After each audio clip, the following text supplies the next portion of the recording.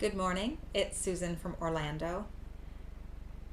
And today, I'm just going to give you something to think about. You see, Warren Buffett, the great investor of our time and owner, I believe, of Berkshire Hathaway and a lot of other things, and one of the richest men in the world, said that the best thing you can do for yourself is to invest in yourself. And he reads a lot of books and he believes in learning at any age. And so today, I want you to think about something. I was thinking about it over the weekend and I just wanted to pass it along. You see, as children, we go to school. We go to elementary school and high school and we graduate. Some of us go on to college, some of us go on to grad school, and whatever it may be, but most of our learning is done by the time we're 18 or 20 or 22, 26, and our learning stops for many of us. And the beliefs that we had either at 18 or 26 are the beliefs we have today.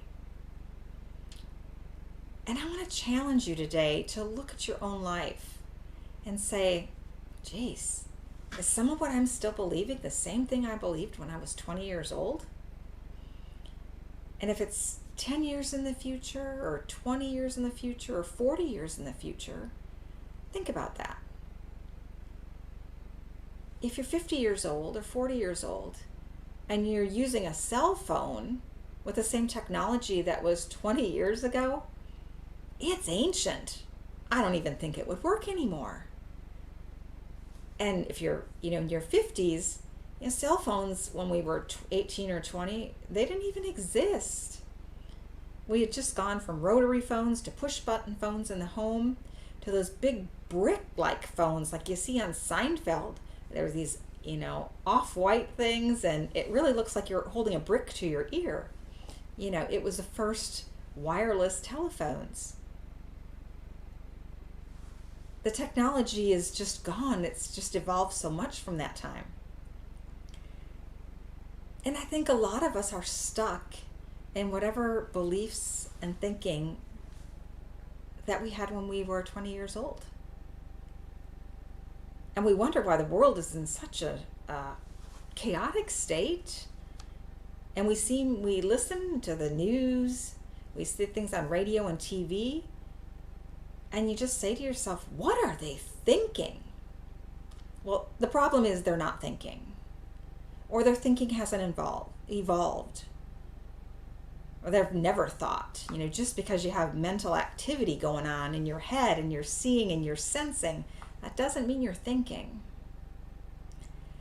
So today, all I want you to do is to challenge yourself and think. Actually think, are these thoughts really what I believe?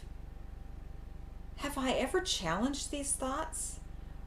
Or are these other people's thoughts and beliefs that I have just adopted as my own?